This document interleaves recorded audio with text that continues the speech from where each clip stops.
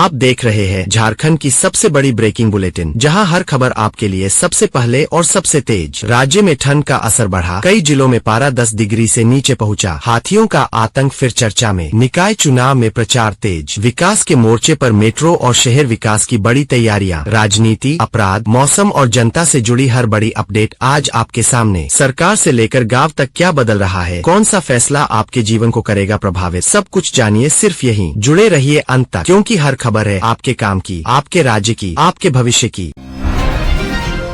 राजधानी के सबसे बड़े अस्पताल रिम्स से एक चौंकाने वाली खबर। ब्रेन हेमरेज से जूझ रहे मरीज को कथित तौर पर दे दी गई एक्सपायरी दवा। जैसे ही मामला सामने आया, अस्पताल प्रशासन में हड़कंप मच गया। आखिर इतनी बड़ी लापरवाही कैसे हुई, किस स्तर पर चूक हुई? प्रबंधन ने तत्काल जांच के आदेश दे दिए हैं और दवा स्टॉक की भी पड़ताल शुरू हो गई है। राहत की बात ये कि डॉक्टरों के अनुसार मरीज की हालत फिलहाल स्थिर है, लेकिन सवाल बरकरार है, क्या स्वास्थ्य व्यवस्था में कहीं बड़ी खामी छिपी है? जाँच के बाद ही सच सामने आएगा।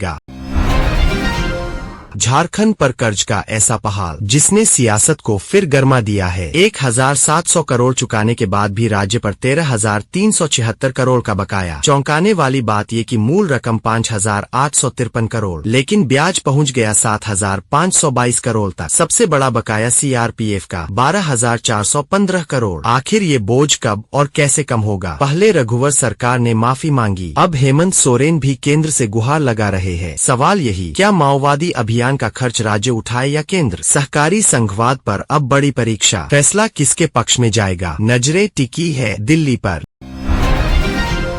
झारखंड के छात्रों के लिए बड़ी खबर, 8वीं बोर्ड परीक्षा की तारीख अचानक बदली। नगर निकाय चुनाव के चलते जैक ने जारी किया नया शेड्यूल। अब परीक्षा होगी 2 मार्च को, वो भी 2 पालियों में। सुबह भाषा विषय तो दोपहर में गणित, विज्ञान और सामाजिक विज्ञान की परीक्षा। 20 फरवरी से एडमिट कार्ड वेबसाइट पर होंगे उपलब्ध। स्कूलों को भी दिए गए सख्त निर्देश, तैयारी में कोई चूक नहीं। सवाल ये कि क्या बदली तारीख से छात्रों की तैयारी पर असर पड़ेगा? चुनाव और परीक्षा के बीच संतुलन की बड़ी चुनौती। अपडेट्स पर बनी रहे नजर।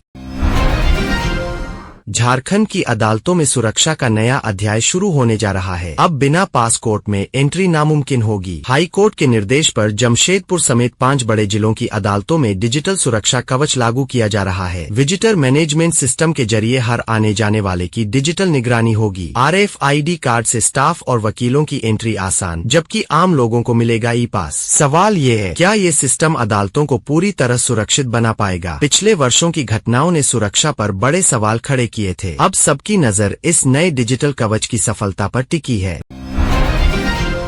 रिम्स की स्वास्थ्य व्यवस्था पर बड़ा सवाल खड़ा हो गया है। अल्ट्रासाउंड जांच तो हो रही है, लेकिन मरीजों को रिपोर्ट की फिल्म नहीं मिल रही। मजबूरी में डॉक्टर हाथ से रिपोर्ट लिख रहे हैं और यहीं से शुरू हो रही है मरीजों की परेशानी। क्या हाथ से लिखी रिपोर्ट पर भरोसा किया जा सकता है? क्या इलाज में देरी हो रही है? रोज 200 से ज्यादा जांच के बीच सिस्टम दबाव में दिख रहा है। गरीब मरीज निजी सेंटर की ओर जाने को मजबूर है, जहां जेब पर भारी बोझ पड़ रहा है। आखिर कब सुधरेगी व्यवस्था? क्या जिम्मेदार लोग इस समस्या का हल निकाल पाएंगे या मरीज यूं ही भटकते रहेंगे?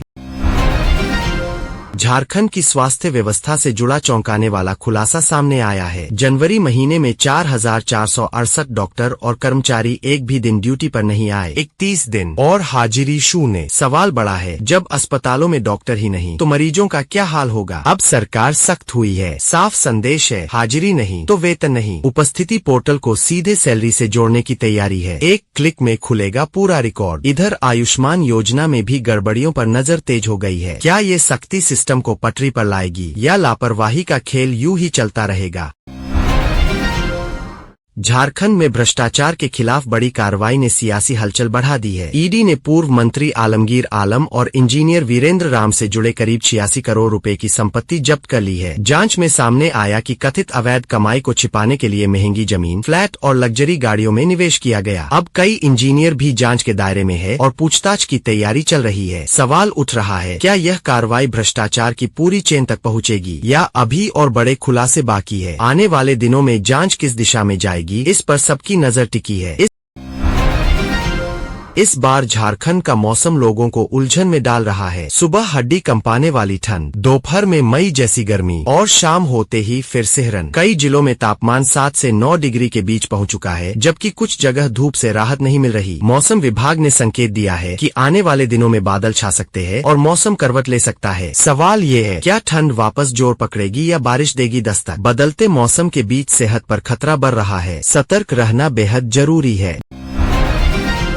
झारखंड में मनिया सम्मान योजना को लेकर बड़ी हलचल तेज हो गई है। सरकार ने अब लाभुक महिलाओं को आत्मनिर्भर बनाने के लिए 20,000 रूपए तक बिना गारंटी लोन देने की नई सुविधा शुरू कर दी है। वहीं योजना के तहत पात्र महिलाओं को हर महीने आर्थिक सहायता देने की प्रक्रिया जारी है। हाल में कुछ जगहों पर किस्तों के भुगतान और लाभार्थियों की सूची को लेकर भी अपडेट सामने आए हैं। सरकार का कहना है कि योजना का उद्देश्य महिलाओं को आर्थिक रूप से मजबूत बनाना है। अब सभी की नजर अगली किस्त और नए फैसलों पर टिकी हुई है।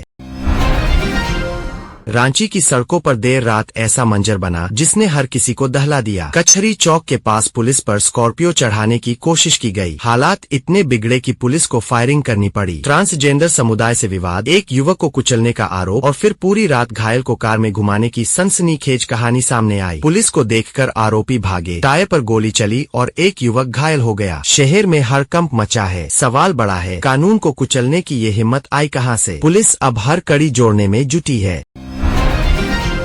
संसद के गलियारों में सियासी हलचल तेज हो गई है। लोकसभा स्पीकर ओम बिरला के खिलाफ अविश्वास प्रस्ताव की दस्तक ने देश की राजनीति में नया तूफान खड़ा कर दिया है। विपक्ष के कदम से सत्ता और विपक्ष आमने सामने आ गए हैं। नियम कहते हैं स्पीकर को हटाने के लिए सदन के मौजूदा सदस्यों का बहुमत जरूरी होता है और इतिहास गवाह है, अब तक ऐसे प्रस्ताव कभी सफल नहीं हुए। इस बार क्या बदलेगा इतिहास? क्या बढ़ेगा सियासी टकराव या होगा बड़ा फैसला? संसद के अंदर चल रही रणनीति और सत्ता की सियासत, अब देश की नजरें टिक गई है इस बड़े राजनीतिक संग्राम पर।